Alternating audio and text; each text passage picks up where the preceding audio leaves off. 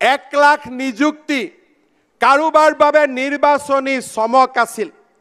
নিৰ্বাচনৰ সময়ত মই যেতিয়া অসমৰ প্ৰান্তে প্ৰান্তে চুকে কোণে ৰাজহুৱা সভাত উল্লেখ কৰিছিলোঁ যে আমাৰ চৰকাৰে 1 লাখ নিযুক্তি দিব, সেই সময়ত কোৱা হৈছিল ই নিৰ্বাচনী চমক, ই নিৰ্বাচনী ভেলকিবাজি। শ্ৰদ্ধাৰ ৰাইজ, আজি আপোনালোকৰ সন্মুখত থিয় হৈ মই গৌৰৱেৰে সৈতে ক'ব খুজিছোঁ আৰু মাত্ৰ 903টা নিযুক্তি হ'লেই আমি 1 লাখ নিযুক্তিৰ সেই মাইলৰ খুঁটাত গৈ আমি থিয় হ'ম। এখন গৌৰৱী অসমৰ আজি আমি পৰিচয় ভাৰতবৰ্ষত নিৰ্মাণ কৰিম। আপোনালোকে আশীৰ্বাদ কৰিব।